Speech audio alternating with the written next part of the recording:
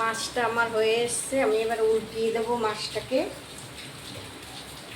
দেখুন এইভাবে থালা নেবেন, থালার উপরে মাছটাকে এইভাবে নামাবো, এরকম করে নামাবো। নামিয়ে এবারে এখানে একটা কলা পাতা, এটা এর উপরে এইভাবে দিয়ে দেবো। দিয়ে এবারে এইটাকে ধরে আমি এরকম করে উল্টিয়ে দেবো।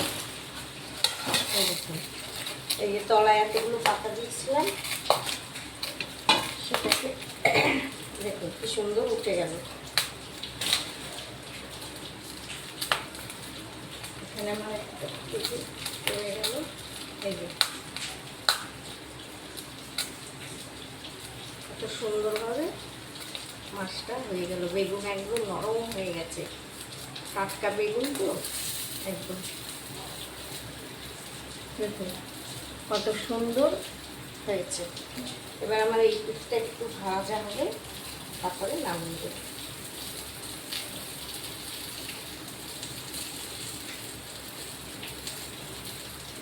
এখানে একটা বেগুন উল্টাতে গিয়ে পাশ থেকে পড়ে গেল, তাই তুলে দিলাম। কি সুন্দর ভাজা হয়েছে, দেখতে কেমন হয়েছে বলুন? খেতে তার থেকেও বেশি ভালো, দেখতেও যত সুন্দর খেতেও ততটাই সুন্দর। এই দিয়েই খাওয়া হয়ে যাবে। আর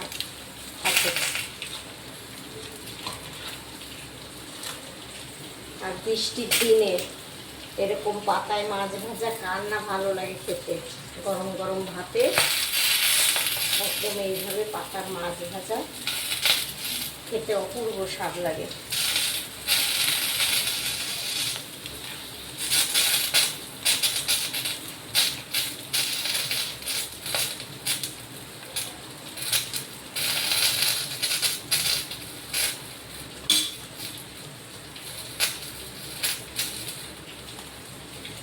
পাতায় দেখুন একটুও লেগে নেই, এইরকম ভাবে পাতাটা উল্টিয়ে দেবেন।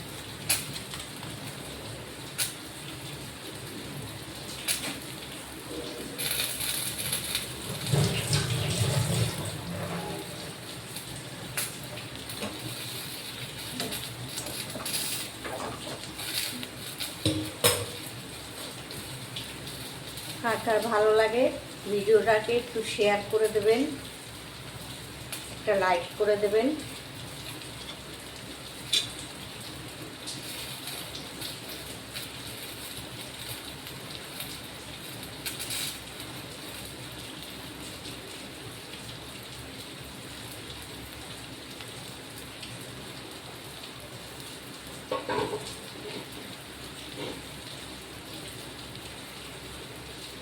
মাছ হয়ে গেছে, ওই পিঠটা একটু ভাজা হলেই নামিয়ে দেবো।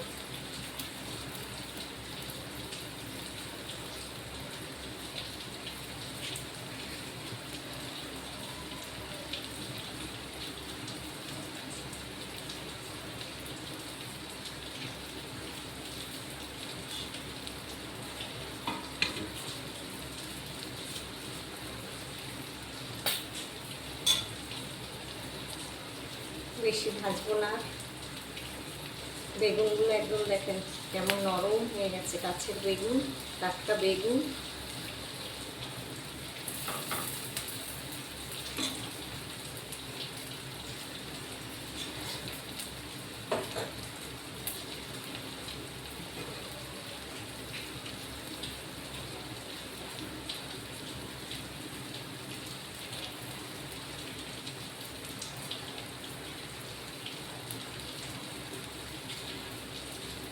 ব্যাস এটা হয়ে গেছে, এবার নামিয়ে দেবো। গ্যাসটা অফ করে দিলাম।